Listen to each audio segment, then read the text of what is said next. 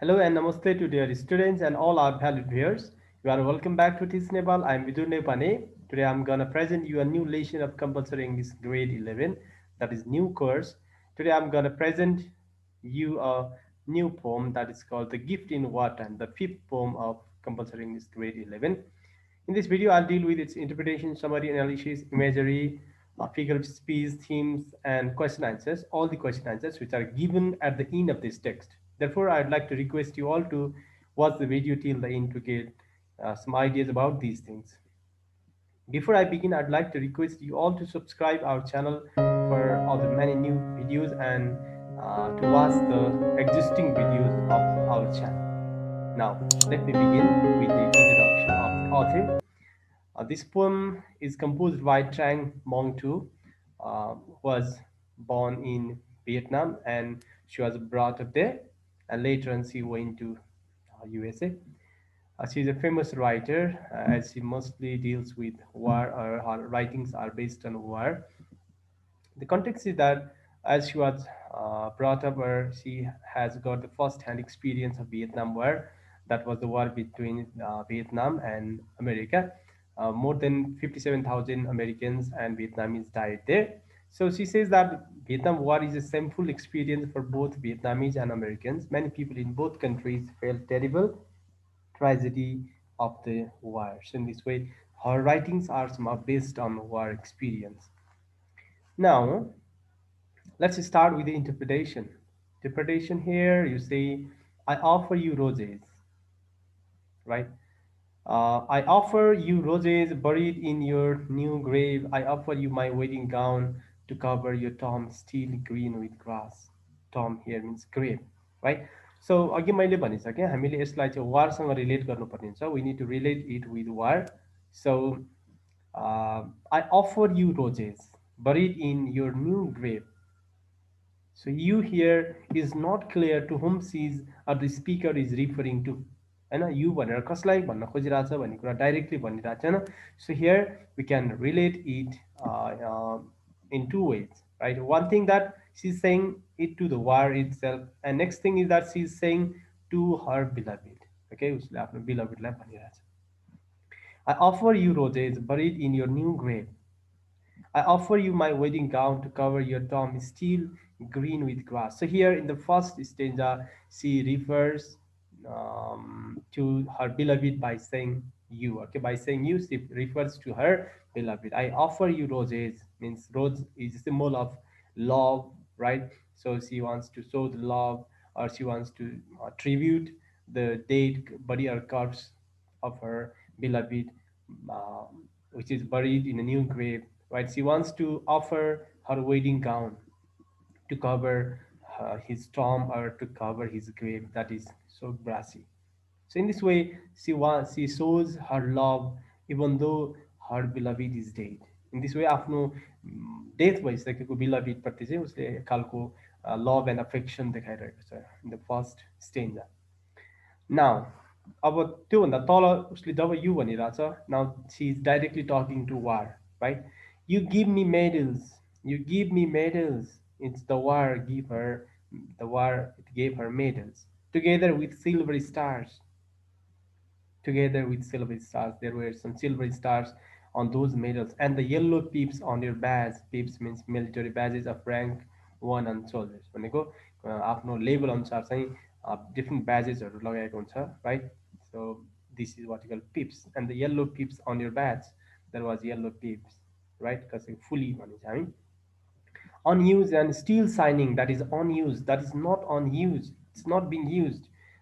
जुन त्यो कुरा तिमीले चाहिँ दियौ, वारले दियो मेरो बिलभिडको लागि, त्यो चाहिँ साइनिङ, अझै साइनिङ छ, बट इट्स अनयुज्ड. त्यो कुरा चाहिँ युज भएको छैन, because he is no more to use that, right? He is no more to be recognize with that pips or with that badge. I offer you my youth. I offer you my youth. The days we were still in love, my youth died away when they told me the bad news. You see, I offer you my youth, right? It means though she was young, right? She sent her beloved to the war. Afu, sorry. आफू young हुँदाहुँदै पनि आफ्नो youth छँदा छँदै पनि उसले चाहिँ आफ्नो बिलभिडलाई चाहिँ वारमा पठायो. The days we are still in love, they were in love, but she sent her beloved to the war. My youth died away. It means her life almost, the youth of her life passed away, died away. When they told me the bad news here means the death of her beloved. जब उसको मृत्युको खबर पाएँ, सो मेरो life youth नै सकियो. It means her beloved is no more with us, with her there.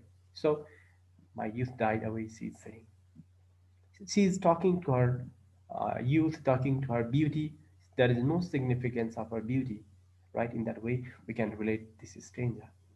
She is talking to the war by saying, "You here, now next stranger. You give me the smell of blood from your wild race, right? You give me the smell of blood from your wild race, your blood and your enemies. Apostrophe is there, right? Apostrophe here refers to the dead person, right? That is not present here. So that I may be moved. So that I may be moved, right? So here, the what is the result, or what though the speaker is offering so many things to the war here, the war just gave her a gift. That's iron here, gift, that is the death, right? So ironically saying the gift here is the death. So this paragraph, this says the smell of blood here says the death of many people in the war, right? So in this way, the speaker is talking to war, what war gave to her. That's nothing, just the death of our beloved, right? I offer you clouds that linger on my eyes on summer days. I offer you cold winters amid my springtime of life. So here she's using metaphor to the comparison with the summer days and her sadness or her happiness with the springtime. So she's saying that what she offered the summer days. Sorry, she offered cloud and she offered cold winters amid my springtime of life, right? So springtime, right? हुँदाहुँदै पनि उसले चाहिँ cold winter offer गर्यो भनेर छ. And she offered the cloud. These are the abstract things, right? So these things, the कुरा चाहिँ abstract कुरा हो. This cannot be you see, the speaker cannot offer these things, but she means to say that she offered the valuable things of her life toward the war, but the war gave her nothing except the death of her beloved, right? आफ्नो belovedको death भयो, त्योभन्दा अरू केही पनि उसले पाएन, right? It means I offer you clouds that linger on my eyes on summer days. You see, summer days are almost hot, होइन? Summer days त hot हुन्छ. I offer you clouds, that means summer डेजमा चाहिँ जुन क्लाउडले मलाई चाहिँ कुल गर्न सक्थ्यो, त्यो क्लाउड मैले तिमीलाई अफर गरेँ, right? I offer you cold winters amid my time of life. Spring time, right? That is almost with high temperature. So त्यो त्यो बेलाको विन्टर मैले तिमीलाई अफर गरेँ. इट मिन्स मसँग भएको जे ठुलो कुरा थियो, जे चाहिँ द फाइनेस्ट थिङ थियो अथवा जे चाहिँ इम्पोर्टेन्ट थिङ थियो त्यो मैले तिमीलाई अफर गरेँ, but you gave me nothing, right? The speaker is saying this to I. Now, you give me your lips with no smile. You give me your lips with no smile. You give me your arms without tenderness. Means lips without smile means that lip cannot make any smile. You give me your arms without tenderness. Tenderness means feeling of concern, gentle affection, or warmth. That arms cannot make you feel warm. You give me your eyes with no sights. The eyes cannot make any sight or cannot look or cannot see. And your motionless body, right? And you give me your motionless body. It means the war gave her a type of pain, right? Because the war gave her, the war just passed away the life of her husband there. So lips with no smile, arms with no tenderness, eyes with no sight, and motionless body. That means a dead body that war gave to her, though she gave the most valuable things to the war. Warलाई उसले धेरै कुराहरू दियो, तर वारले उसलाई केही दिन सकेन. Just that was the death. Seriously, I apologize to you. So now she is talking to her beloved, though he cannot hear or he cannot listen to her. Seriously, I apologize to you. Excuse her, म माफ माग्न चाहन्छु. Because you know the reason, do you know this? Because she sent him to the war. वारमा उसले पठायो नि त होइन. So I apologize to you. I promise to meet you in our next life. हाम्रो नेक्स्ट लाइफमा भेट्नेछौँ. I will hold this shrapnel as a token. Shrapnel भनेको बमबाट बम पड्किँदाखेरि बम एक्सप्लोड हुँदा फ्रेगमेन्ट भएको टुक्राहरू, राइट. सो उसले त्यो बमको टुक्रा जसले उसको हस्बेन्डको अथवा बिलभिडको डेथ भयो, she will take that, hold that as a token by which we will recognize each other. जसले गर्दा हामी चाहिँ पछि नेक्स्ट लाइफमा चाहिँ एकअर्कालाई चिन्न सक्नेछौँ. In this way the speaker is expressing her intense and profound love towards her beloved who is no more, who is dead, who died in war, right? In this way, she talks about the harsh effect of war as she belonged to, or as she, the writer here, the writer had the first hand experience of Vietnamese war.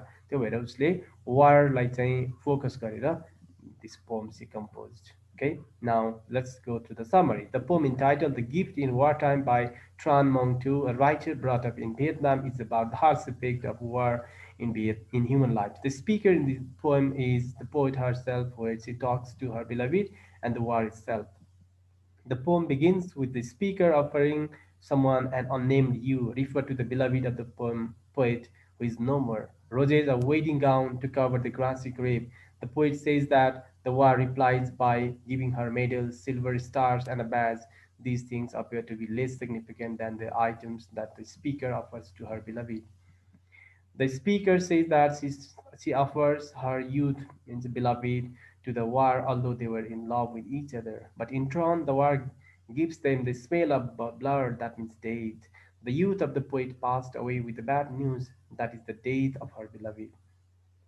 The speaker offers cloud and cold winter to the unnamed you, that means war. She means to say that she sacrificed the best thing of her life for the war, but the war offered her a motionless body whose lips cannot make smiles and eyes cannot make a sigh. At last, the speaker apologizes to her beloved for sending him to the war that took his life away from her. She promises his dead beloved that she would meet him in their next life. She wants to hold the shrapnel or fragment of the exploding bomb that will help them to recognize each other. So in this way, you can write a summary. Analysis and theme, you can see in the poem The Gift in Wartime. Tran addresses an absent person. For example, she says, I offer you roses. The person to whom she is speaking is not present and can neither hear nor understand what she is saying. The speaker's attitude to our war is one of sadness and bitter irony. She expresses the sadness and bitter irony to the war. That's her attitude. Her harsh effect of war in human life, that is the death, separation, love, death. These things are the major themes or main themes of this poem here. Symbols used. Symbols basically in the poem, the symbols like imagery or figure of speech, they are used in the poem. The imagery used are visual imagery, like roses, clouds, and the body of curves, dead body. These are the visual imagery used. Figure of speech, that's called irony and apostrophe, anaphora, metaphor. These things are used as the symbol. Irony भनेको गिफ्टलाई चाहिँ death अथवा जुन कुरा death भन्न खोजिरहेको छ उसलाई चाहिँ gift भनिरहेको छ, but death can never be the gift, right. That's the irony. Apostrophe, by using apostrophe, the speaker is addressing to somebody who is not present or who is no more or who cannot listen to her. Anaphora means giving the reference, backward reference, or that upward reference we call, that's what we call anaphora. The repetition of the same word at the beginning of the line, right? The speaker repeats the ironic "you give me" in the stanza 3 and 5. This anaphora comes to that next stanza in that is the sixth stanza, when the speaker repeats "you give me" three times in a row. That means she's using this uh, right to refer the things that she had given back. So in this way, so केही कुरा अगाडि पछाडि जनाउने पछाडि अगाडि जनाउने हुन्छ भने, that's what we call anaphora, and cataphora we call backward reference or frontward reference, right? Metaphor is another poetic device. She compares her sadness to clouds in her eyes on a summer day. In this way, these symbols are used here. Question answers. Understanding the text, I have written the answer in the bold form. Please, you can get the answer, thinking that you would be benefited. With the speaker addressing, and why can the person not hear or understand what she is saying? Her beloved, because he died in war. She addressed to her beloved, right? What can you infer about the speaker's feeling for the person addressed as you?